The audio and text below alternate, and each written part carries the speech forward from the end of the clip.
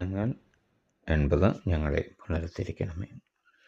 ഇസ്രായേലിൻ്റെ ഇടയനെ ആട്ടിൻകൂട്ടത്തെ പോലെ ജോസഫിനെ നയിക്കുന്നവനെ ചെവികൊള്ളണമേ. കിരൂബുകളിൽ വസിക്കുന്നവനെ പ്രകാശിക്കണമേ. എഫ്രായിമിനും ബെന്യാമീനും മനാസയ്ക്കും അങ്ങയെ തന്നെ വെളിപ്പെടുത്തണമേ. ഉണർന്ന ശക്തിയോടെ ഞങ്ങളെ രക്ഷിക്കാൻ വരണമേ. ദൈവമേ, ഞങ്ങളെ പുനരുദ്ധീകരിക്കണമേ. അങ്ങയുടെ മുഖം പ്രകാശിക്കുകയും ഞങ്ങൾ രക്ഷപ്പെടുകയും ചെയ്യട്ടെ. സൈന്യങ്ങളുടെ ദൈവമായ കർത്താവേ, അങ്ങയുടെ ജനത്തിൻ്റെ പ്രാർത്ഥനകൾ എത്ര നാൾ അങ്ങ് കേൾക്കാതിരിക്കും? അങ്ങ് അവർക്ക് ദുഃഖം ആഹാരമായി നൽകുകയും അവരെ അളവില്ലാതെ കണ്ണീർ കുടിപ്പിച്ചു. അങ്ങ് ഞങ്ങളെ അയൽക്കാർക്ക് നിന്ദാപാത്രമാക്കി. ഞങ്ങളുടെ ശത്രുക്കൾ പരിഹസിച്ച് ചിരിക്കുന്നു. സൈന്യങ്ങളുടെ ദൈവമായ കർത്താവേ, ഞങ്ങളെ പുനരുദ്ധരിക്കണമേ. അങ്ങയുടെ മുഖം പ്രകാശിക്കുകയും ഞങ്ങൾ രക്ഷപ്പെടുകയും ചെയ്യട്ടെ. ഈജിപ്തിൽ നിന്ന് അവിടുന്ന് ഒരു മുന്തിരിവള്ളി കൊണ്ടുവന്നു. ജനതകളെ പുറത്താക്കി അത് നട്ടുപിടിപ്പിച്ചു. അവിടുന്ന് അതിനു വേണ്ടി തടമൊരുക്കി. അത് വേരൂന്നി വളർന്നു.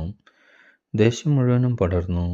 അതിൻ്റെ തണൽ കൊണ്ട് പർവ്വതങ്ങളും അതിൻ്റെ ശാഖകൾ കൊണ്ട് കൂറ്റൻ ദേവദാരുക്കളും മൂടി. അതതിൻ്റെ ശാഖകളെ സമുദ്രം വരെയും ചില്ലകളെ നദി വരെയും നീട്ടി.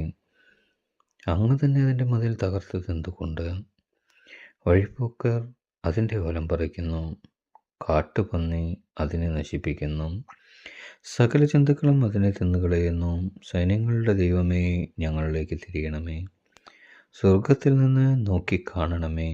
ഈ മുന്തിരിവള്ളിയെ, അങ്ങയുടെ വലത്ത് കൈ നട്ട ഈ മുന്തിരിവള്ളിയെ പരിഗണിക്കണമേ.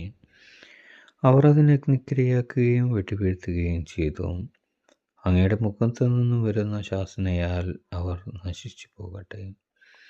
എന്നാൽ അങ്ങയുടെ കരം അങ്ങയുടെ വലതുവശത്ത് നിർത്തിയിരിക്കുന്നവൻ്റെ മേൽ, അങ്ങേക്ക് ശുശ്രൂഷ ചെയ്യാൻ ശക്തനാക്കിയ മനുഷ്യപുത്രൻ്റെ മേലുണ്ടായിരിക്കട്ടെ. അപ്പോൾ ഞങ്ങൾ അങ്ങിൽ നിന്ന് ഒരിക്കലും പിന്തിരിയുകയില്ല. ഞങ്ങൾക്ക് ജീവൻ നൽകണമേ. ഞങ്ങൾ അങ്ങയുടെ നാമം വിളിച്ചപേക്ഷിക്കും. സൈന്യങ്ങളുടെ ദൈവമായ കർത്താവെ, ഞങ്ങളെ പുനരുദ്ധരിക്കണമേ. അങ്ങയുടെ മുഖം പ്രകാശിക്കുകയും ഞങ്ങൾ രക്ഷപ്പെടുകയും ചെയ്യട്ടെ.